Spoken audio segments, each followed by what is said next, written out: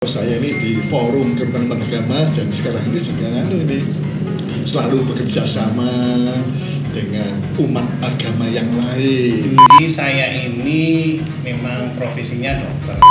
Seorang ya mubah itu biasanya sampai ke pelosok sampai.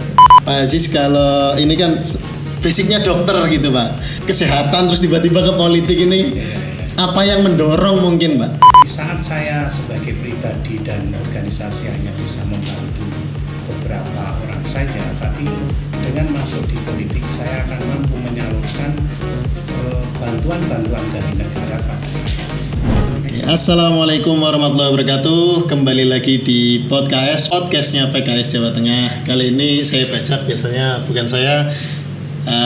Ini saya kedatangan tamu bukan tiba-tiba sih, mungkin sudah agendakan sebelumnya.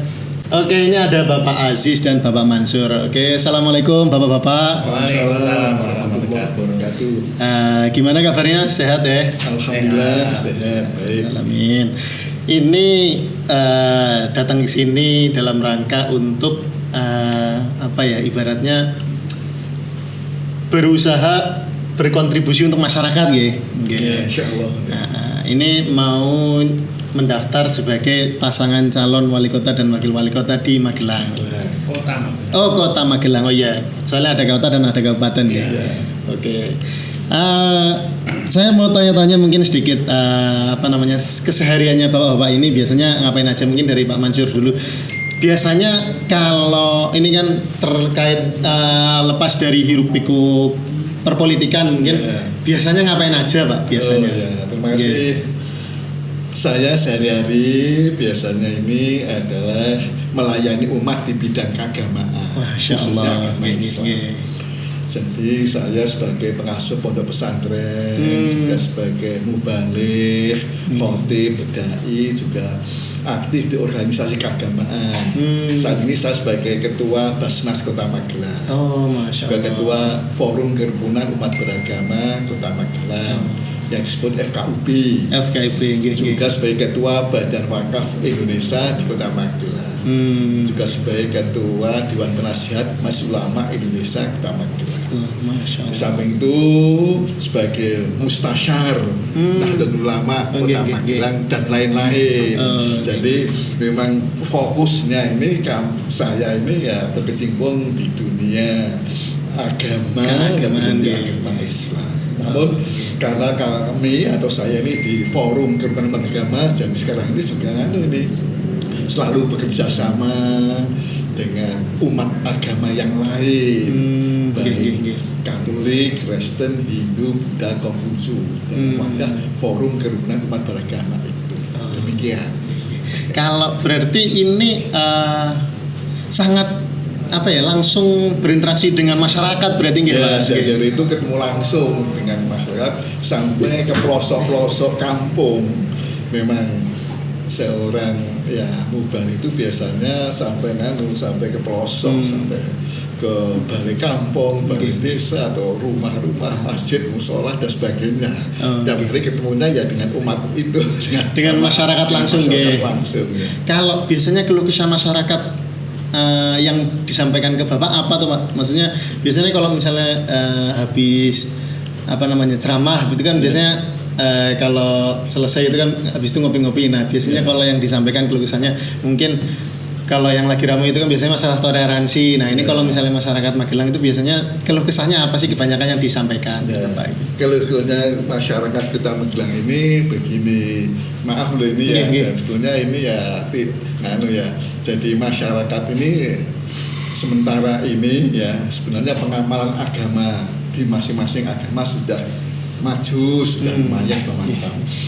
Namun maaf ini jadi yang dikendaki oleh masyarakat ini itu dalam dari APBD Kota Magelang itu ada dana alokasi untuk mungkin bantuan perkembangan kehidupan agama dan seluruh agama ini kehidupan agama seluruh agama. Jadi ada dana alokasi yang jelas yang bisa dirasakan oleh masyarakat. Berarti pengen masyarakat itu pengen ada bantuan langsung untuk kegiatan beragama. Terus ini saya ke Pak Aziz dulu mungkin. Pak Aziz, kalau ini kan basicnya dokter gitu Pak, kok tiba-tiba mau nyalon wali kota itu tiba-tiba gimana ini? Maksudnya nyambungnya gimana ini, kok bisa kesehatan terus tiba-tiba ke politik ini? Apa yang mendorong mungkin Pak?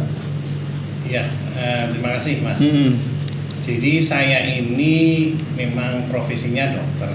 Saya dokter umum, kemudian juga mengambil spesialis penyakit dalam, dan yang terakhir adalah konsultan ginjal hipertensi. Di samping itu saya juga ikut aktif di PMI sebagai ketua 2. Ya, saya melihat sendiri bagaimana kondisi masyarakat apalagi dengan pandemi COVID ini ya. Jadi mereka sangat istilahnya tertekan, untuk berobat aja yang gratis saja kesulitan, apalagi tidak gratis. Nah, dalam hal itu saya melihat peluang kenapa saya harus terjun ke politik, ya, di mana di saat saya sebagai pribadi dan organisasi hanya bisa membantu beberapa orang saja, tapi dengan masuk di politik saya akan mampu menyalurkan bantuan-bantuan dari negara pada rakyat, sehingga saya terpanggil untuk masuk di politik. Dan yang kedua adalah saya merasa bahwa kurang optimal dalam menghadapi COVID ini. Karena apa? Ya, ada perbedaan antara cara pandang seorang praktisi kesehatan dengan politisi, dan itu perlu penjembatan yang dimana harus adanya orang-orang kesehatan juga ikut berkiprah dalam menentukan policy dalam menangani COVID ini. Itu Mas. Oh iya, memang kadang-kadang kan misalnya kayak keluhan tentang kesejahteraan tenaga kesehatan, apalagi misalnya ini kan terkait APD ini kan, memang kalau orang yang nggak tahu mungkin dikiranya yaitu tenaga kesehatan butuh tok, minta-minta tok. Tapi kalau memang yang tahu di lapangan memang tahu kebutuhannya. Nah, misalnya kalau melihat yang biasanya terjun di masyarakat, selain tadi keluhan tenaga kerja, mungkin kalau masyarakat sering nggak tanya-tanya, Pak, wah ini biaya yang biasanya paling sering ditanyakan itu kan biaya kesehatan mahal itu. Mungkin kalau misalnya Bapak jadi ini, kira-kira kalau misalnya nanti memang dapat amanah, apakah concern tentang kesehatan ini bakal ganti apa enggak gitu loh Pak? Kan kadang-kadang kan ada yang dulunya mungkin akademisi, pas masuk ya akhirnya jadi ya karena sibuk dengan kegiatan politik akhirnya enggak concern lagi gitu Pak mungkin. Ya, terima kasih. Jadi kalau seorang praktisi kesehatan masuk di bidang politik, maka dia akan meningkatkan atau istilahnya lebih mempertajam pelayanan tentang kesehatan, di mana transparansi dalam pelayanan ini sering kurang. Sehingga saya kebetulan Mas, saya ini kan juga seorang yang suka mendirikan rumah sakit. Kadang-kala pengelolaan rumah sakit swasta dengan negeri itu ada sesuatu yang kurang transparan. Nah, di mana nanti kalau memang seorang praktisi itu masuk ke politik, kita akan mampu mendorong ke transparansi masalah pelayanan kesehatan.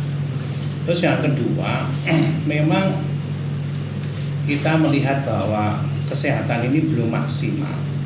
Terutama sebenarnya Kota Magelang ini punya rumah sakit cukup hebat, yaitu rumah sakit tipe B dan dengan dokter-dokter ahli yang ya cukup banyak. Namun saya mengharapkan dengan adanya kita lebih fokus di polisi kesehatan, kita akan menciptakan di mana pelayanan kesehatan yang paripurna, di mana orang Magelang tidak perlu ke Jogja, tidak perlu bahkan ke Jakarta untuk mendapatkan pelayanan kesehatan. Dan juga kita akan melanjutkan program-program yang sudah ada, di mana adanya kelas 3 gratis buat penduduk Kota Magelang. Nah, saya hanya akan fokus di mana orang miskin, orang kaya pun sebenarnya mendapatkan pelayanan yang sama, juga mendapatkan pelayanan kesehatan yang paripurna. Terutama kesehatan ini kan sebenarnya dulu orang dengan dokter umum sudah cukup, sekarang sudah masuk ke spesialis, dan sekarang ada yang lebih tinggi lagi yaitu konsultan, yang dimana seorang dokter itu memang dituntut untuk menguasai bidangnya sangat spesifik. Jadi kalau dokter umum itu semua bisa, dari mulai kandungan, kulit kelamin, kemudian bedah, kemudian maju lagi spesialis, ada dokter bedah yang khusus untuk membedah, ada dokter penyakit dalam yang khusus untuk menangani keluhan penyakit dalam, dan ini sekarang ada khusus lagi itu konsultan yang dimana sangat spesifik lagi. Ya misalnya kayak penyakit kencing manis, ya nanti ada dokter khusus kencing manis. Mungkin itu yang akan saya tingkatkan di Kota Magelang. Oke, ini kita balik lagi ke Pak Mansur. Mungkin satu pertanyaan terakhir buat Pak Mansur sama Pak Aziz. Mungkin kalau Pak Mansur, kalau misalnya nanti diamanahi jadi wali kota dan wakil wali kota, nanti kira-kira pengennya Magelang itu yang kayak gimana?